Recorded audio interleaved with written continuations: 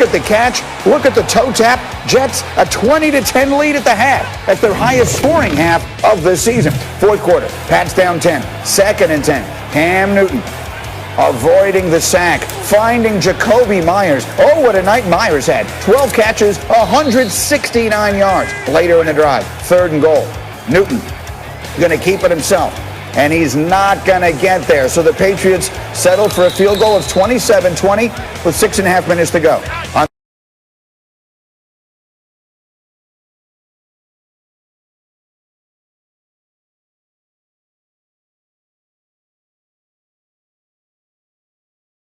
the ensuing drive, Joe Flacco, let's just say punting. There's really no other word for this pass. This is just an arm punt, and it's picked off by J.C. Jackson. Patriots take over. Flacco threw 3 touchdowns and that pick. Ensuing Patriot drive. First and 10. Newton looking for Damiere Byrd, and watch Byrd make the play.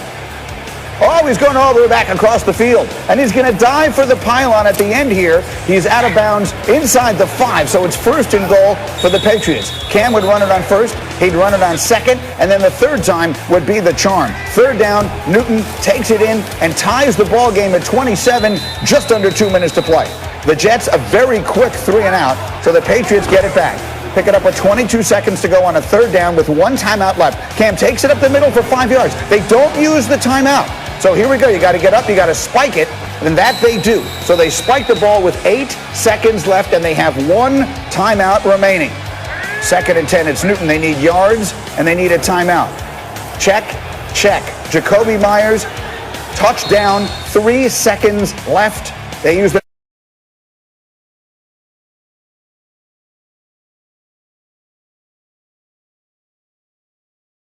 last time out. Nick Folk's going to kick it. Adam Gase does not ice him because Trevor Lawrence is really good. And the field goal is up, and it's good. Nick Folk wins it for the Patriots. As time expires, 30-27. The celebration in New England, and just maybe in the Jets front office. Let's talk after a Patriots win. What's been the difference over the last couple of weeks versus maybe the few weeks that preceded these games? I'm getting tired of sucking. Simple. Yeah, it is quite simple, and let's make this good calls brought to you by Subway. You know where he was particularly not stinky last night? Cam, against the blitz. He completed 75% of his passes when faced with pressure and had more passing yards last night than in his previous 3 games combined. So let's bring the crew into the conversation here. And Jeff Saturday, I will start with you. As you watched Cam Newton playing quarterback last night for the Patriots, what were you thinking?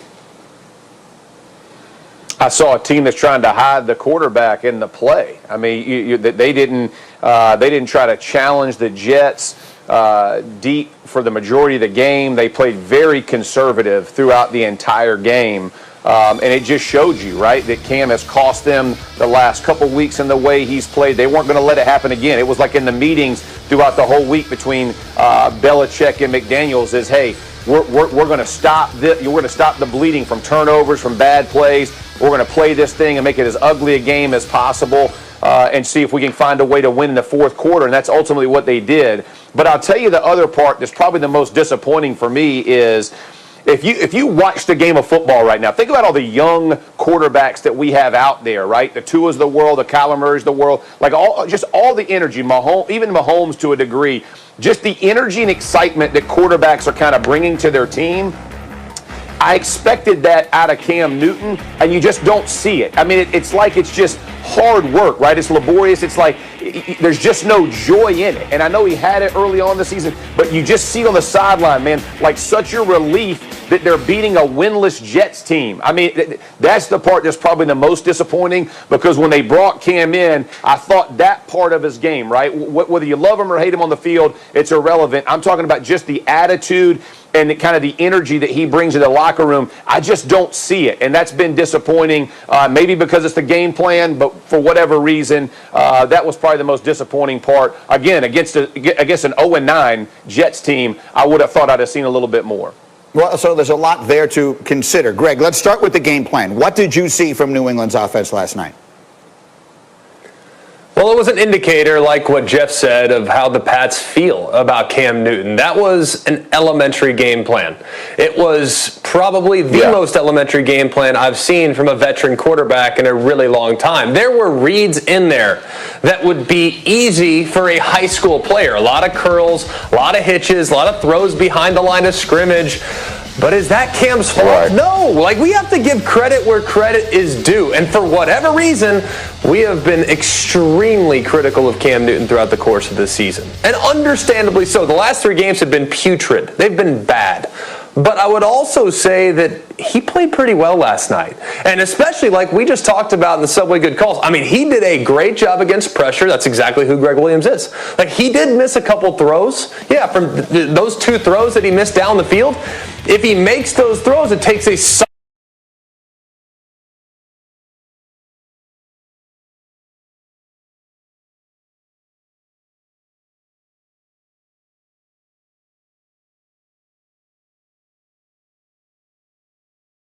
potentially winning that game. So how far the mighty falls is what I was thinking about the New England Patriots last night.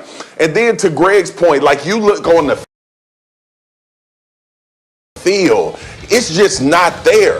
Bill Belichick talked about it, I think, a couple weeks ago. Like, we sold out to get 3 Super Bowls or make the appearances. You damn sure did, and I noticed it more last night than any game all season. New England is bad, and people need to accept that. Gee, I know you're happy because y'all kept that loss and you still in the sweepstakes for Trevor Lawrence, but dang, New England, y'all look just as bad as the New York Jets, man. Listen, there were some very nervous moments last night. I mean, the Jets thankfully were able to snatch defeat from the jaws of victory, but there was some cause for real concern. We will get to the Jets side of this a little bit later in the first pick and everything else, but Dan Graziano, let's talk for a minute about the Patriots in this regard. I'm old enough to remember when Jarrett Stidham was the future of that franchise.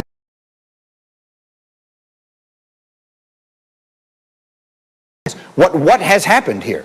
Well, Stidham didn't come as quickly as they hoped in the offseason. They did sign Cam Newton. They really believe Cam Newton is their best chance to win games this year, which is still what they are trying to do. But what this is telling you is the Patriots are going to be in the quarterback market this offseason. Whether it's Cam Newton coming back as a free agent, whether it's somebody in the draft, the Patriots don't necessarily have their 2021 answer on the roster at this point. To Jeff Saturday's point about energy, they lost 4 games in a row coming into last night. Who in the NFL has high energy